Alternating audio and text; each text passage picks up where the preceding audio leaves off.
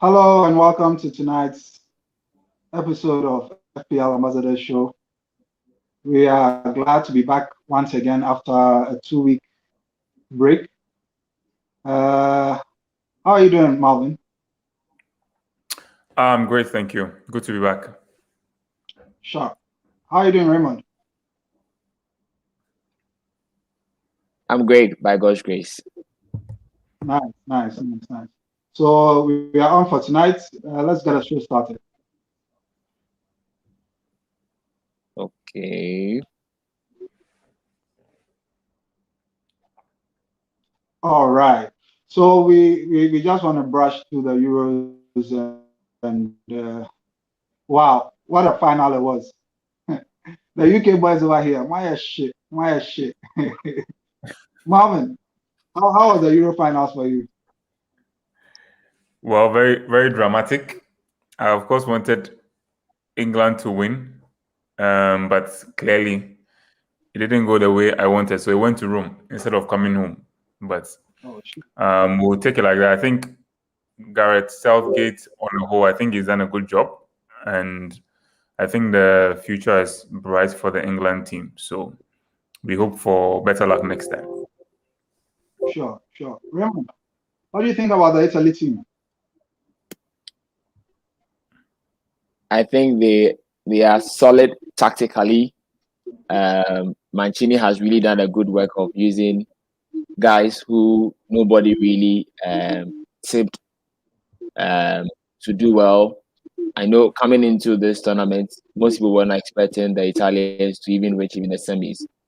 But I remember I was speaking to one of my Madrid friends. We were talking about Ancelotti coming to Madrid. And then I was talking about Conte coming when Conte came to Chelsea, and I was telling him that one thing I've noticed about the Italians that the Italians are very good tactically. Italian coaches are very good tactically.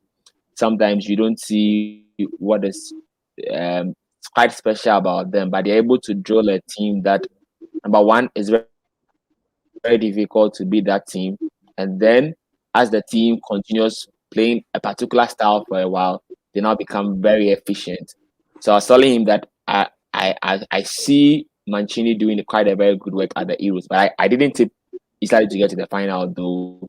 So I was just trying to tell him that I'm quite happy Ancelotti is back at Madrid because he's an Italian. Because the stage that Madrid is at now, we need a tactical brain to just make sure we move up to the next level. We are still rebuilding, but we need to add up to the next level. So well done to Mancini and the lads. Congrats to them as well. Also, sorry to England, but I think, as Marlvin said, Gareth Southgate has done a very good work, and we need to commend him for that as well. Maybe we might see him at the maybe England might win the Qatar 2022 next year. So we just wait to see what happens. Thank you very much. We can't be building castles in the air like that. Well, I also think that England they outdid themselves, if that's even the correct word to use. I think that they had the safer passage to the final. When we last spoke about the Euros, I think that was 3 weeks ago, I did mention or tip England to be in the final along with France, if you guys remember. Unfortunately, France disappointed, weren't able to get to the final. But England did, because I mean, look at the teams they had to face: Ukraine, Denmark. Yes, the Danes are a good side, but not a team which I mean England should be afraid of.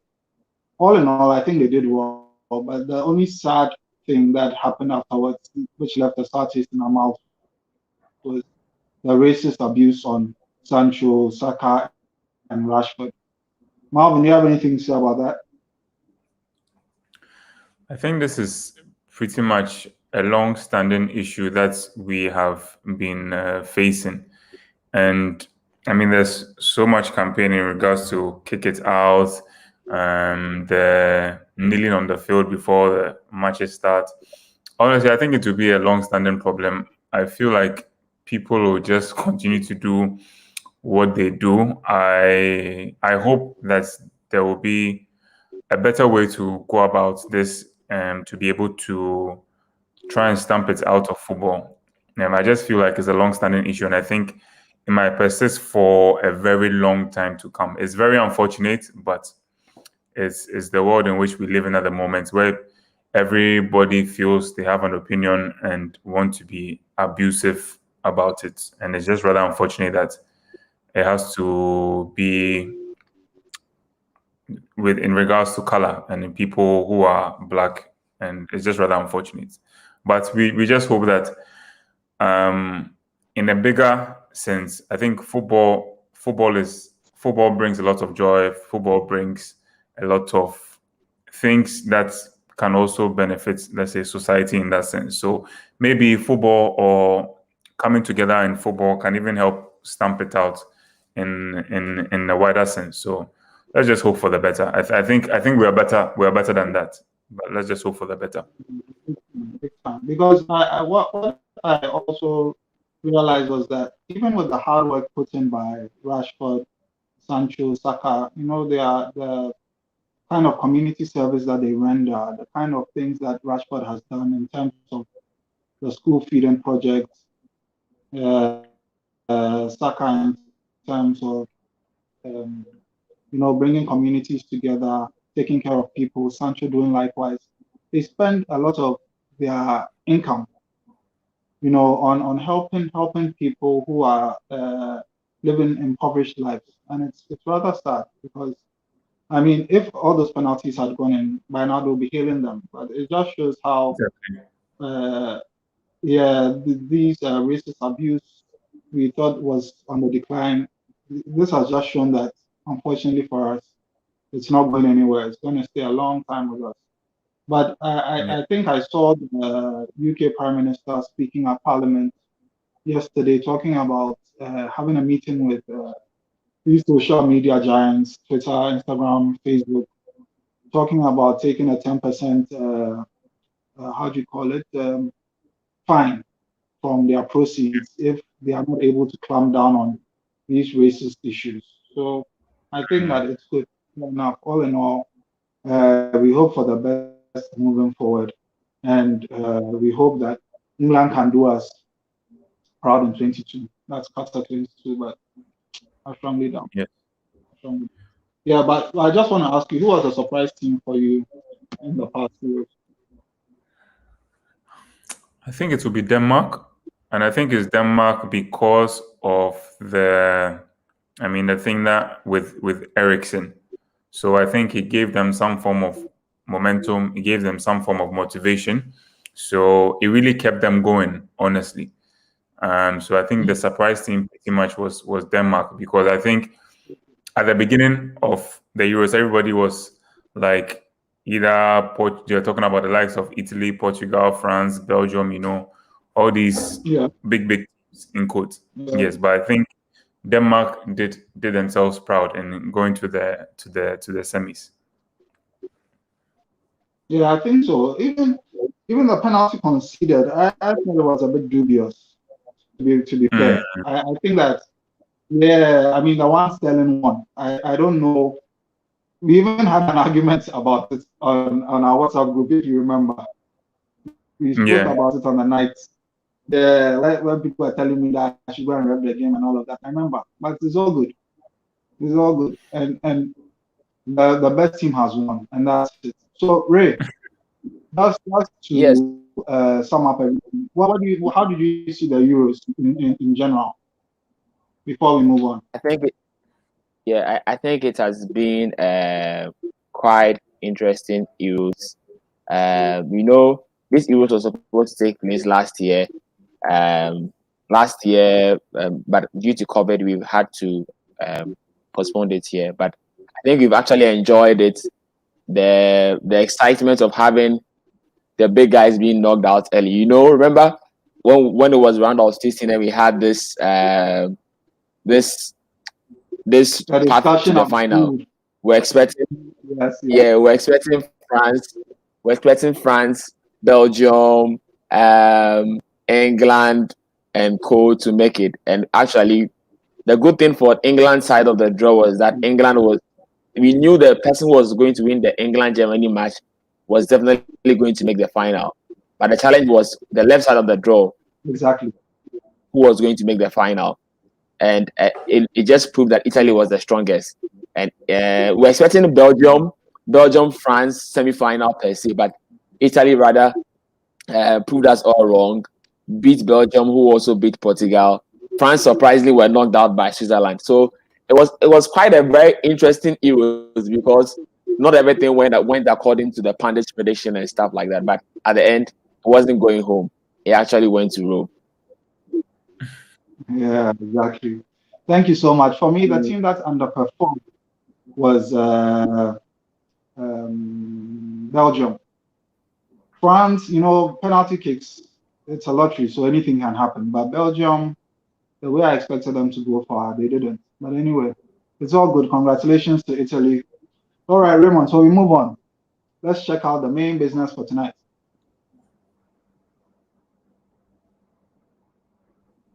Okay. So for those of Raymond, please go on. Yes. So what I was saying was that the Euros has taken much of our attention for quite a while now, and we decided to take a little break so that everybody could focus on the Euros, and then when the Euros are over, we could come back to FPL.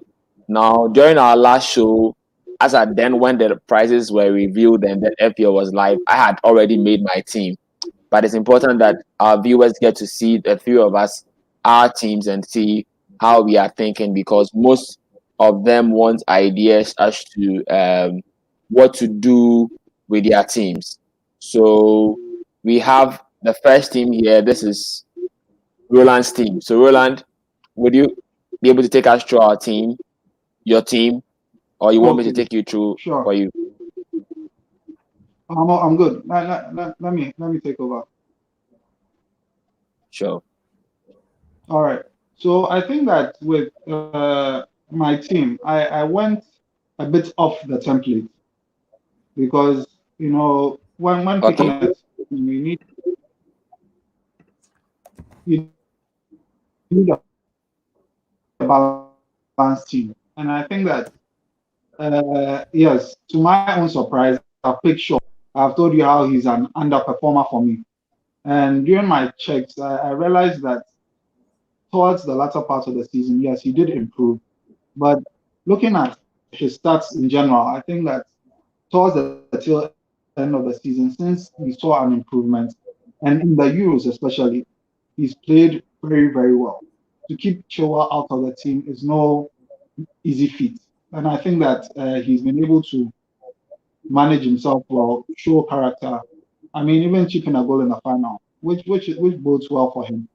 So looking at my team in totality, I mean, Martinez, last season, he came up with 186 points, FPL points.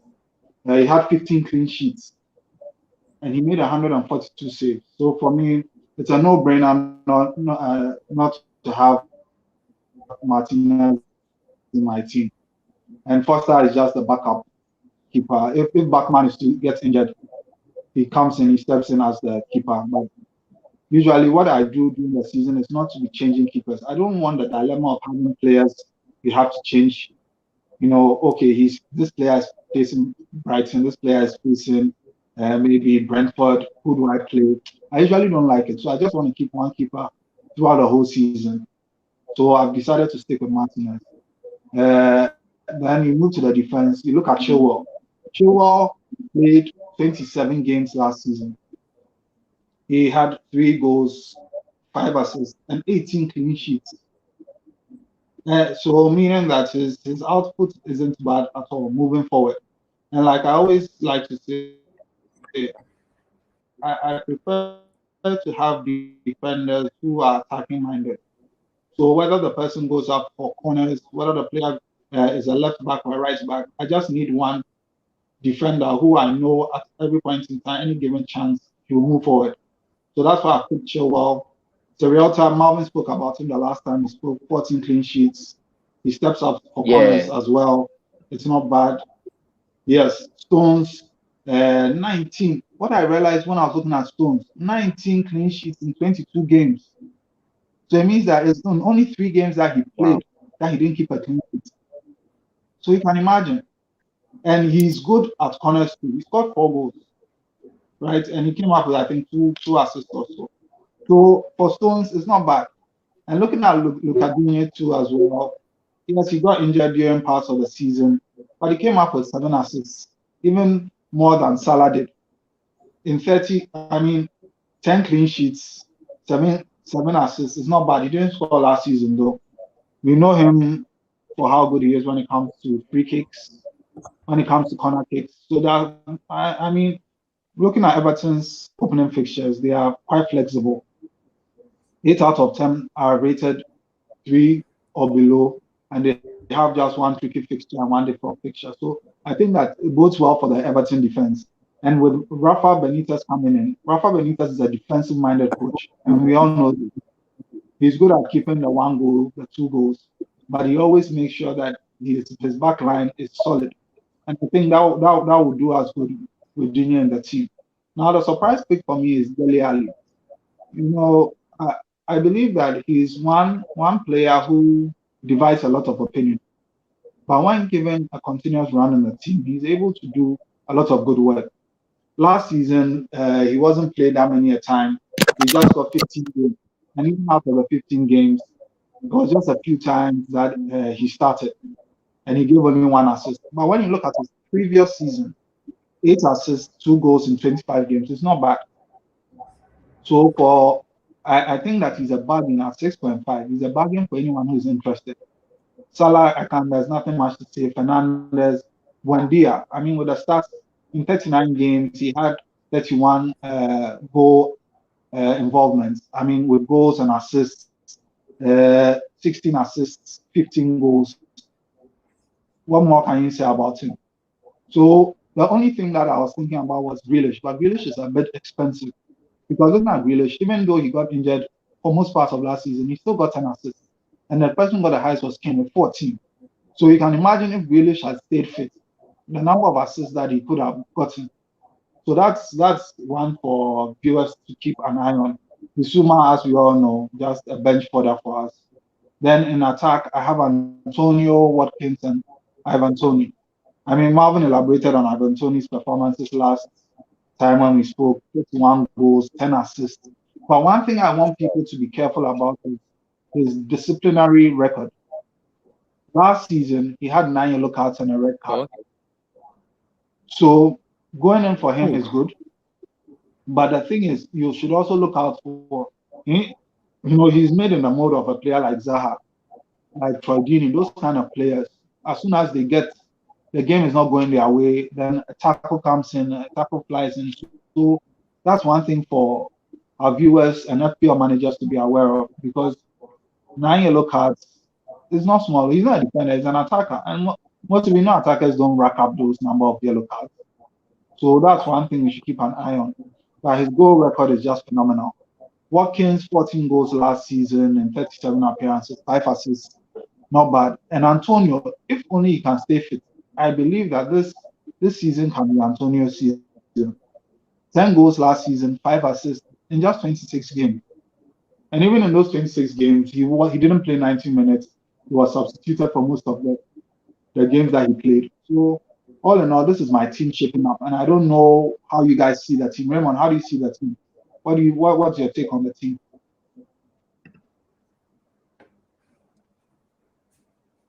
I think it's very good. My only challenge is that I think you could have gotten 3 very strong defenders, and then one for the bench, and then you use the money to upgrade Buendia to Grealish, because I see that you would have wanted Grealish. So if you could have sacrificed one of the 4 big guys, and then Serrata is your defender. So then when you get that 1.5 extra million from there, you can then upgrade Buendia or Dele Alli to Grealish. That's my take from your team. I don't know what Okay. Marlvin will have to say about that. Marlvin, what do you I also think, think? I think you make a very good point. I was wondering what formation you plan on starting with because you've got extremely good defenders. I don't know what formation you are planning on starting with, but per what I'm seeing is either you are going to go 5 back or minimum 4 back. Because when you go 3 back, you're going to put Yes. one main defender on the bench. I'm just looking at it. Yeah. I can see either because your main guy is Salah Fernandez, and I'm sure you'll be playing Buendia day in, day out. As you said, I think that Yeah. is a punt. So he might or might not start. Bissouma is a bench for that, as you said. He's always going to be on the bench, pretty much. So Yes. my only thing would have been, I mean, Chelsea kept a lot of clean sheets when Tuchel took over. They have a very difficult start, if I am Yes. correct. So, I mean, is a brave Sure. manager who would start with Chilwell. Their first game is very good. They have Crystal Palace, but then they go Arsenal away, Liverpool away, and then they play Aston Villa at home. Then they have Tottenham away, and then Man City at home. So that's quite a difficult run of fixtures. I mean, I might get why you put in Chilwell because last season when Tuchel came, they were pretty much fixture proof. So no matter who they played, they still managed to get a lot of Yeah. clean sheets. But this will be Tuchel's first full season, and this is when we'll see what is really made up of. So I might, as Raymond said, I might have maybe reduced Chilwell to maybe a 4.5, like a good 4.5 midfielder, defender, and then invested the money in Grealish. Since you mentioned that you want Grealish. Other than that, I think the team is well set up pretty much because your attackers are really good. As you said, everybody hopes Antonio can keep fit. Tony is with his record in the championship is very good as well. Your punts are Dele Alli, and in FPL it's always good to have a punt where somebody is not looking, and then when they do it for you, they really do it for you, and it helps you to increase your rank. But all in all, I think it's a good first draft of the team. All right. Thanks, guys. Okay, so Ray, we can move on. Yep. Yes. And before we move on, I wanted to talk about Tony. So you made a very important point about Ivan Tony. That means that if he has not a very good disciplinary record, then it means that as managers we should be careful in captaining him. He might be a very good player in the team, but if you captain him, you might have the situation whereby the week you captain him is the week he gets a red card, and then your doubling points are messed up that game week. So let's be very careful when we are captaining Ivan Tony. I think that's the point we all need to note as we are preparing for the season. Yeah, that's what I want to make before we move on. All right, that's a good point. So So this is my team. Now, as by our last show, when the prizes were revealed, I had already made my team. And when I brought it up to you, you made some few suggestions to my team. And I was telling my dilemma. My dilemma was whether to go with Watkins or to go with Tony. Now, the suggestion was that since I had Buendia would cover me for Watkins, and then I can now get Tony. And I think I agree to that decision because I'm feeling very bad not having Tony. Anytime in FPL, I have a feeling about not having a player, and I refuse not to take that player. That player really hurts me.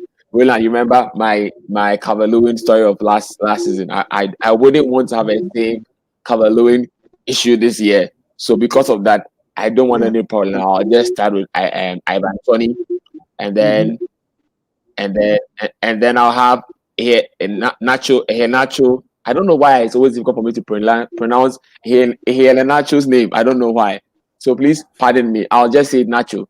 So I have an attack of Nacho, Calvert-Lewin, and then Ivan Tony. And then in defense, I'll have Alexander-Arnold, which I told you the other time, Cresswell, and then Luke Shaw. I'm going big in defense. So you see that my bench has Fernandes and then Johnson. Fernandes is 4.5. Actually, my plan was that I would have kept 0.5 on the bench. Normally, I don't do that, but this season, I'm actually thinking about doing that because sometimes I realize that when the prices rise too quickly and I want to buy a player, I might have to sacrifice one of my players, which I might not have planned on selling in order to get the player which I might need in game week 2 or 3. So I'm just planning on keeping 0.5 on the bench. Yes. But what I realized from an update was that Luke Shaw played in the final. And because Luke Shaw played in the final, all those who played in the final most likely are going to get a 3 weeks vacation before the season starts. So 11 July, 3 weeks would be, it means that Shaw might return to training somewhere around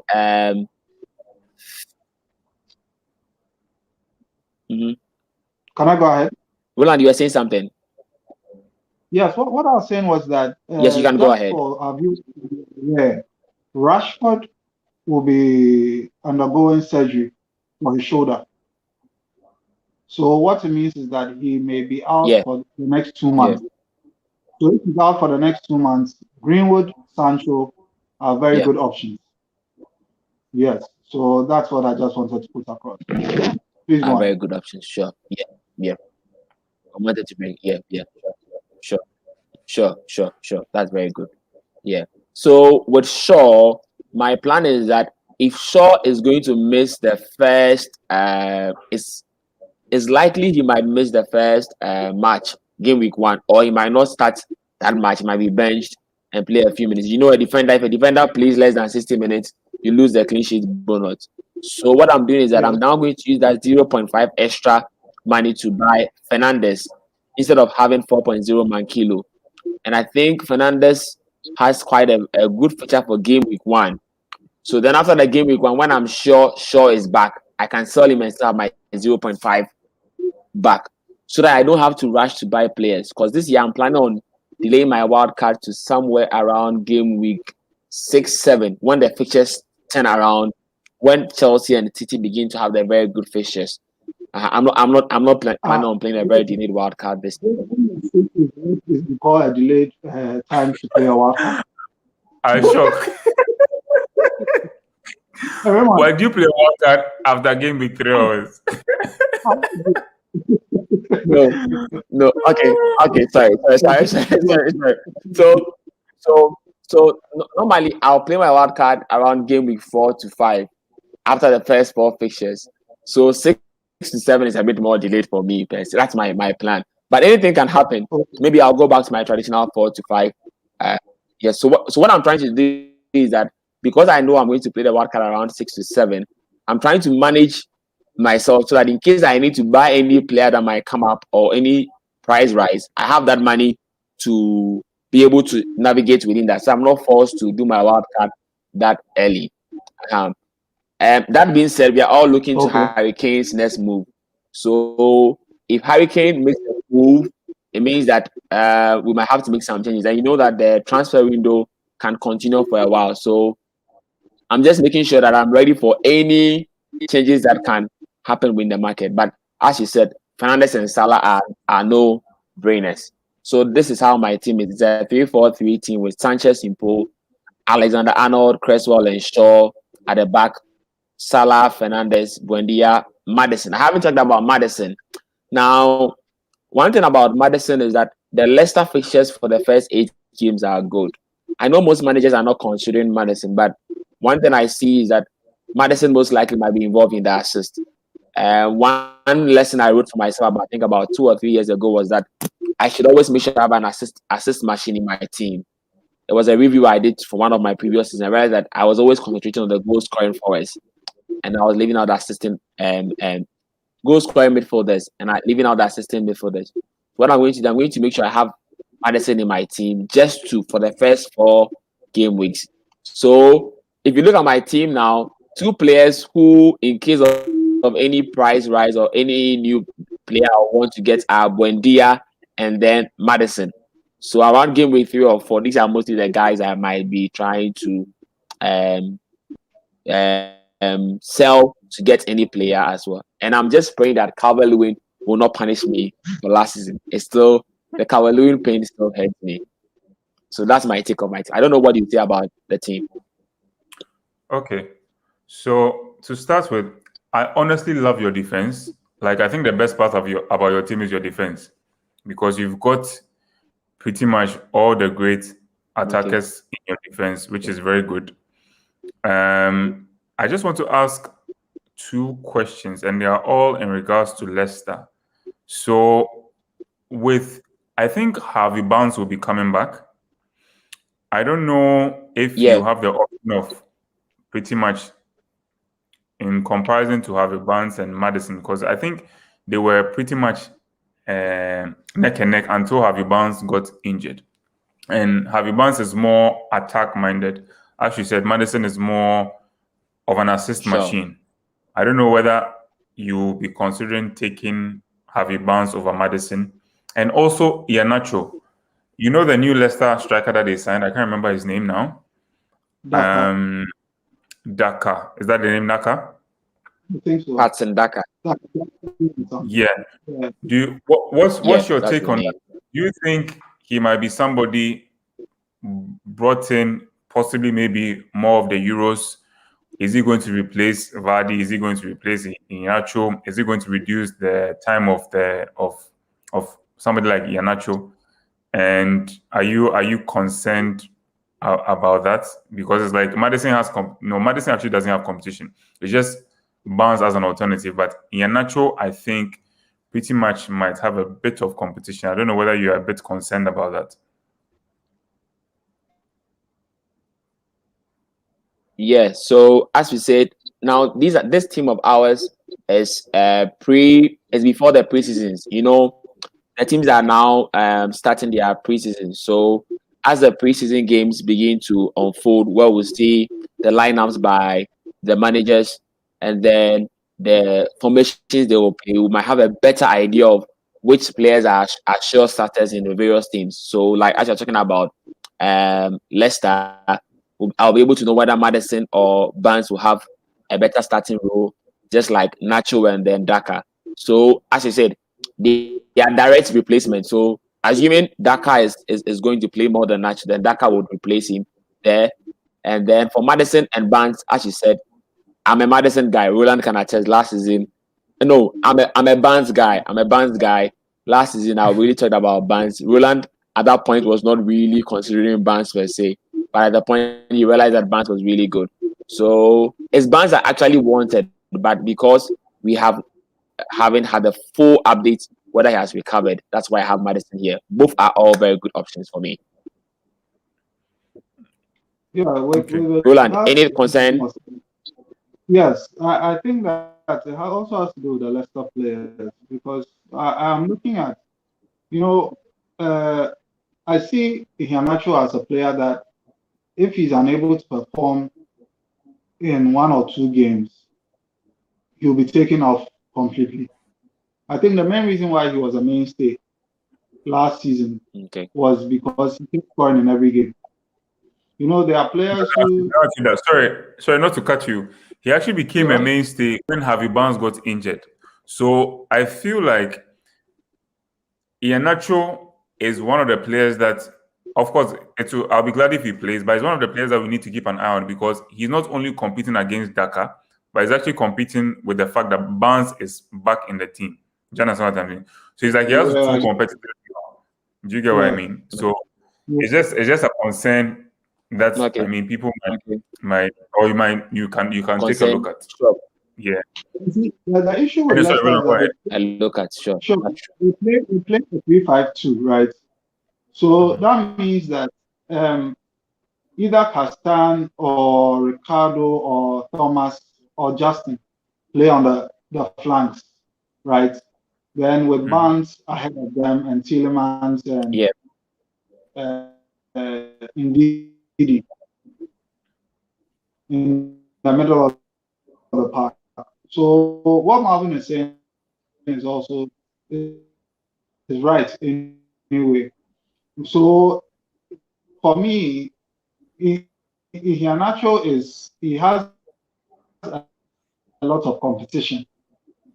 As the game becomes tough, then the coach seen from previous seasons is the fact that the main player in the team doesn't usually take a bow before the final whistle is blown. So that's where my concern lies for you. And the same was done for Maddison, because when you look at getting to the tail end of the season, Maddison was not seen top. He wasn't getting some to play. If he was even playing, he'll be taken off. Sometimes you would start in the 65th minute, 70th minute, he's taken out, or he'll be kept on the bench. And when the team needs him in the second half, he comes on. So for me, these two are the sort of, in quotes, problems that I see that you could encounter at the beginning of the season that may force your hand to make changes that you don't want to make. So for me, you should look out for these two. That's just about it. Your defense is superb. So I think that's it. But I just want to ask, is Fernandes a starter at Newcastle? Because they have so many defenders. And Steve Bruce can decide to play at any time. So do you really want to go for Fernandes? I think Jamal Lascelles is also 4.5. And you know if he's fit, he'll play. So why wouldn't you have someone you are confident will play rather than Fernandes who can be chalked up? Sorry, it wasn't Fernandes a starter though? That's why I can't really remember. I think it was a starter. Fernandes was a starter. Fernandes is a starter. Raymond, can you hear me? Yes. So Fernandes is a starter. Fernandes is a starter, and then I can hear you, Roland. Can you hear me as well? Go on, please. Roland, can you hear me? Go ahead, Raymond. Roland, can you hear me? Can you let me know? Yes, I can please. Hear you. Apologies to our viewers. Apologies to our viewers. We seem to be having some technical challenges with internet connection today. I think the clouds are a bit stormy over here. I think, and it's raining in some of our areas, so it's affected the internet connection a bit. But as I was saying, Fernandes is a starter, and the reason why I want Fernandes is a bonus point magnet anytime Newcastle keeps clean sheet. So that's why I have him. And Newcastle's games for the first 4 games are quite manageable. And then shout outs to Samara Limited and in the stream, and then Alex McLean on the chat. Now Alex is making a very important point in our YouTube live chat. He's saying that you see that I have Gunnison as my bench defender, my bench goalkeeper. So he's saying, why don't I then get the Brighton backup goalkeeper, so that in case Sanchez get injured, I sure have the backup keeper there. So I think I'll pick that option, McLean. Thanks for that prompt there. Okay, so I think we are okay with my team. We are all clear. Salah is my captain. So as you've raised the concerns, I'm sure as the games go on, we'll be able to know, as the preseason games go on, we'll be able to know what changes we need to make to the various teams, and then we'll be able to move on there. Okay. So we'll move to Marlvin's team. Marlvin, kindly take us through your team. Okay, sure. So thank you. Thank you. So I've gone for I think a few punts in my team as well. So as Raymond rightly said, I have Dubravka in goal just because I feel Newcastle's fixtures are quite decent in the beginning. I think they face West Ham, Aston Villa, Southampton, and they face Leeds and Watford. I think those are decent fixtures that I think he can. Sorry, were you saying something, Roland? Yes, I said Dubravka is up for a surgery or operation. So I mean, I think Caldalo will do you good. So then, okay, I'll just replace him with Caldalo then, because Caldalo really had a decent season when Dubravka was out. It will like getting injured every day. He's We getting can hear injured. you. Anyway. Roland, we can hear you. Okay, anyway. No, the ref is always getting injured. I don't understand why he's always getting injured. Yeah. Okay, sure. So I'll just change him to Dalo. I think it's an easy switch. Sure. Okay. Okay, so now I have also the reason why I'm going for possibly a Newcastle Newcastle goalkeeper is I know a lot of people are going for Sanchez, and I just want an alternative. Just so maybe you never know if the Buffalo is doing better than Sanchez and everybody. Or I think the last time I checked, I think Sanchez has about not less than 28% ownership.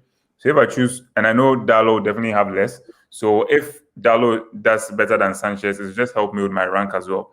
So that's one of the reasons why I have Dubravka, which will eventually be Dalo in goal. Now, again, I know a lot of people have Alexander-Arnold, but I'm going for Robertson. Just because Robertson also really has good stats, and he's always pretty much very close to Alexander-Arnold. So I just want to take start with Robertson. I have Kufal and Fofana as well. Mankilo and Johnson, honestly, are just bench warmers. They are pretty much going to be on my bench till, I don't know, they are pretty much needed, or later in the season, maybe if I can upgrade to a 4.5 or even a 5, I can do that. But definitely for the upcoming fixtures, Robertson, Kufal, and Fofana are a mainstay in my team. Salah and Fernandes, everyone's team, you can see that they are in because they are pretty much key in our teams. I have managed to fit in Grealish. I edge Grealish over Buendia just because, of course, Grealish has more, let's say, Premier League experience, of course. And Buendia, even though who had 31 goal involvements, is the championship. And I mean, his stats are still good, but I think that it might take a while for him to possibly settle. So that's why I'll possibly choose Grealish over Buendia. However, we'll need to wait and see, because if you listen to the coach's comments when Buendia signed, he said Buendia can either play as a number 10 or he can play as on the right, I believe, as an attacker. I think in Norwich he played more on the right, if I'm correct. So he can either play as a number 10 or as an attacking wide. But in preseason, we can get a few hints on possibly his positions as well. Bissouma is a bench warmer. He's not going to do anything in my team. He's just there so that I can have more money to invest in other side. I have Trossard, and he's also a punt I'm taking. The same way I think Roland is taking a punt on Dele Alli. I'm taking a punt on Trossard, number one, because his involvement in the Belgium team, I don't think he made any stats. I don't think he was really involved. So that means he will have much more resting time. Also, if you realize, Brighton don't normally score a lot of goals, but however, when they score goals, a lot of the time, it tends to go through Trossard. So I have Trossard there. And also, Brighton, of course, as you said, have very good fixtures. I think from game week 1 to about game week 8 or 6 or so, they have very good fixtures that I want to take a punt on. So that's why I have Trossard in my team. Now, Watkins has 3 great fixtures to begin with. I think they have Watford, Brentford, and I think Newcastle. I'm not sure. Let me see. So Aston Villa, so they have Watford away, Newcastle at home, Brentford at home. So for those 3 games, he's in for pretty much the first 3 games. As we go along, if I feel like I need to swap him for somebody else in game week 4, I'll possibly do it. Maybe I'll be looking at the likes of Ivan Toney, since everybody has him in his team, or looking at other options, because the 7.5 gives me the opportunity to move around other 7.5 or 7 and things. And I think around that time as well, it's possible Norwich, let me just look at Norwich. I think Norwich fixtures might be turning a little bit. Yes, after game week 4, Norwich fixtures start turning. So I'll be looking at Pukki, and that time maybe switch Watford to Pukki and take advantage of Norwich fixtures from there. Yes. Iheanacho, as rightly said, I think he has decent fixtures to start with. So that's why he's also in my team. Cavani. Now, I know most people might not go for Cavani, but Cavani, for example, we have Fernandes in our teams because of the great fixtures that he has. Now, likewise, Cavani, of course.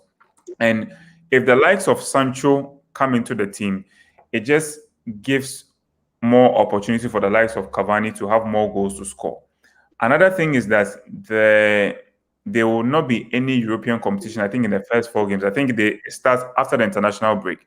So I think it gives Cavani the opportunity to possibly start the first 4 games or so. And I think everybody loves the movement of Cavani. And he was such a goal machine. He even comes to 20 minutes, 15 minutes. He's always involved in some form of goal scoring. So that's why I have Cavani to start with. Of course, I think after possibly game week 4, after the international break, it's possibly I'll move him on, because I don't think, or I don't have faith in the fact that he's going to start every game as we go along. And as mentioned, I mean, Rashford, as Roland said, Rashford might be injured. So I think it gives Cavani the opportunity to also be involved in at least the first 4 games, definitely. So that's why I have Cavani my team. Anyway, guys, any thoughts on my team so far? Okay, for me, I think that your team looks very differential. It's Roland. not a template.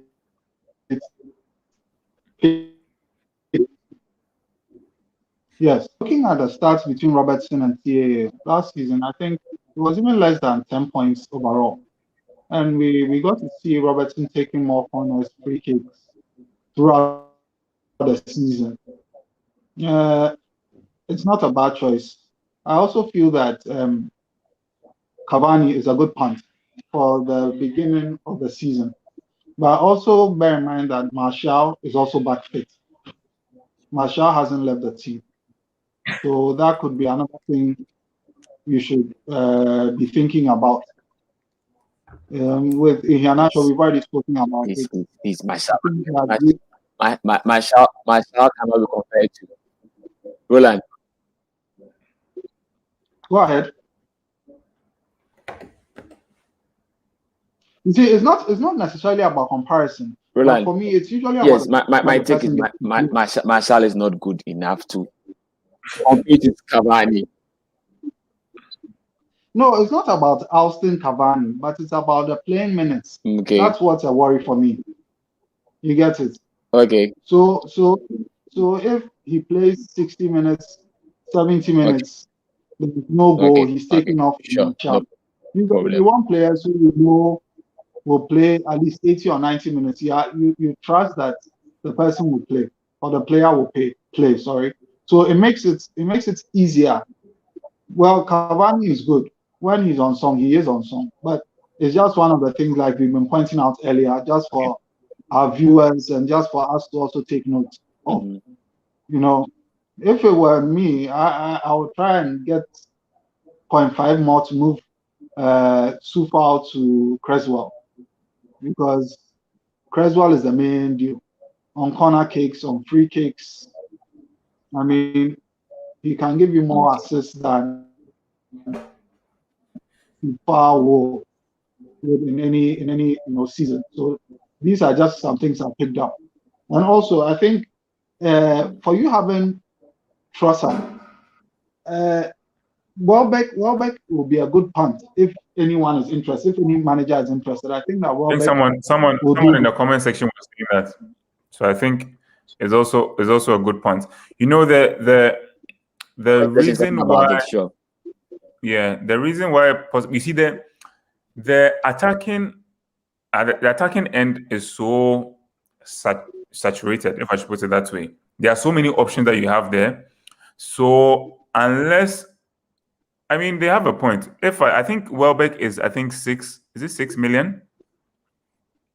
Am I correct? If I do Welbeck, 6. I think Welbeck is 6 million. Am I correct? I'm not sure. I think Welbeck is 6 million. I think he's 6 million. I can check quickly. But if Welbeck is 6 million, that means who are you taking out? I don't want to take out Watkinson. I don't want to take out Ekuban. 6.5. Oh, he's 6.5. 6.5. Okay. So if quickly, if I was supposed to take out, let's say, or if I wanted to bring in Welbeck, I'll possibly bring him for Iheanacho, just so I can upgrade Trossard to somebody like Matt or Barnes. Just so I have cover on each side. So one, I'm taking advantage of Brighton's good fixtures with Welbeck, and I'm also not losing out on Leicester in case there's some form of goal involvement. And I can either have Maddison or Barnes in there if in case they are involved in the goals. Okay. Hello? All right. Sorry about that. Yeah, yeah, I did. So Welbeck is a good choice, but like you said, they are saturated in attack. So I mean, there are so many options. That's true. That's good. Well, what I said was, so I think before you went, some of our commenters have also asked about Calvert-Lewin. I think, yeah, I got what you said. So some commenters asked about Calvert-Lewin. So Calvert-Lewin is in Raymond's team, but so as you can see, as managers, we all have different teams, and it is the beauty of FPL. Raymond, you can go ahead.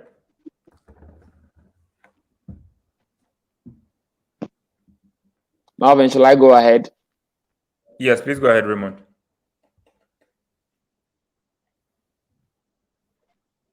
Yes, I think Roland is not fully with us in the stream, so we have to wait for a while. But let's continue without him. I'm sure he'll join us before the show ends. Then.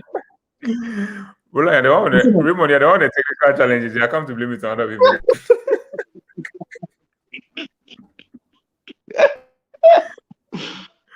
Is he taking longer to respond?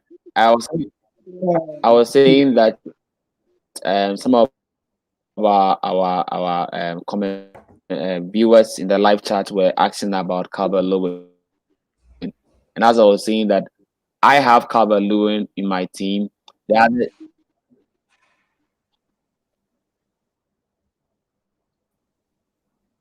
as I was saying that.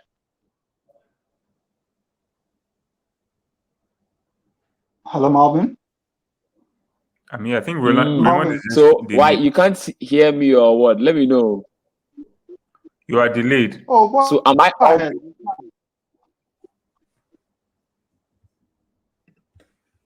You are on. No, so is Roland now back on the stream because I can't see him from my end. Marlvin, is Roland back on the stream? Yes, he is.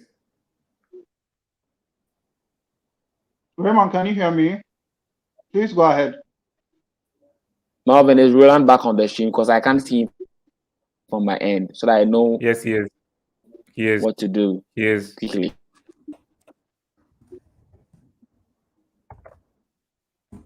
Marlvin, can you hear me?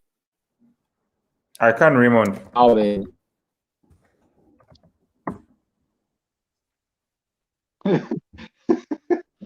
See how he's calling you. Like you're a pet. Marlvin.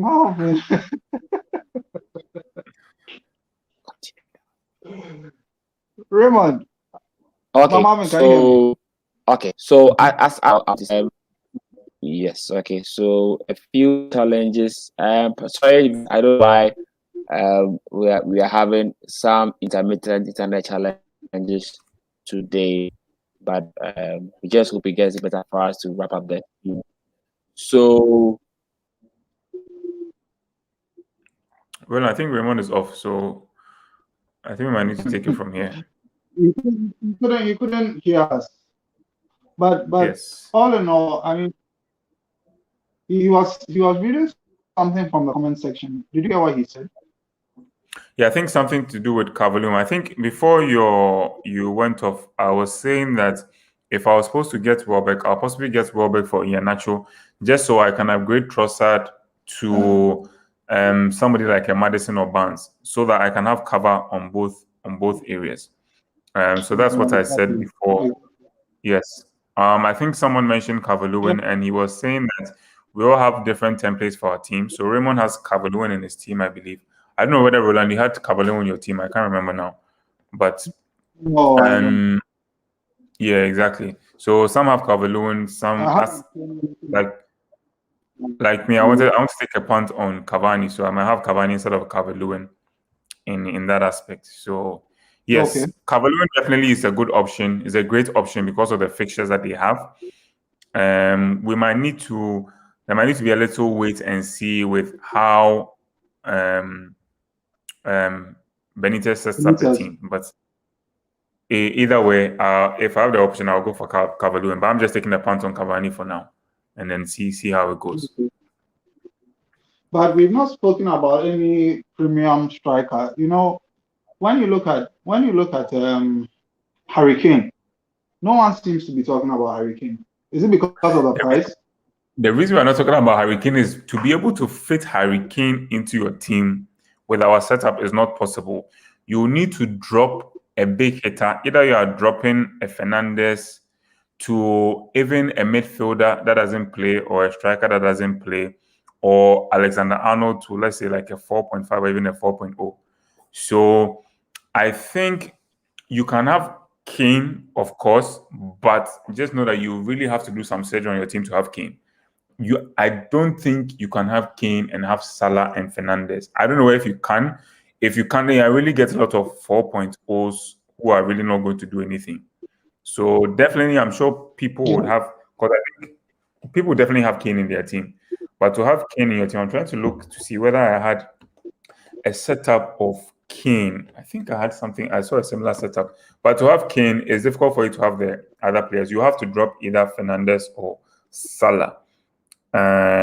So yeah, that's the reason why a lot of the templates don't have Kane to start. And then of course, I think someone mentioned plus transfer speculation. Exactly, plus transfer speculation, because I think if Kane moves to Man City, everybody's template is going to change. Everyone's template. That's my personal opinion. If Kane moves to Man City, people's templates are going to change. People are going to force and get Kane in their team, and then I don't know. Either somebody has to give way. Somebody will have to give way. If you get Kane into your team, then it means that you either be looking at Greenwood or Sancho for Man United. But even that, would you have enough? Would you have enough money to even have Greenwood or something? Okay, I want to see whether I can get a. I can get. Come again. I think Greenwood. Please come again.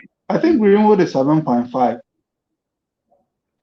Greenwood is 7.5. I think Greenwood is 7.5. Okay, true. I actually have. So it's more or less like a direct. I don't think it's to help our viewers, but I'm just trying to look for a team. So I have a team here who actually has Kane. So in their backline, they have, for the goalkeeper, they have Sanchez. They have Shaw, Lamptey, and Digne as their defenders. So you can see that there's no Alexander-Arnold inside. As I said, something has to give way. There's no Alexander-Arnold. So you have Shaw, Lamptey, and Digne.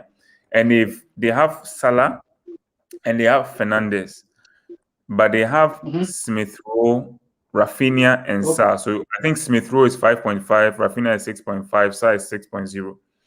And they have Kane and then Tony. So you see right now, you can't have Watkins, you can't have Calvert-Lewin, and then the likes.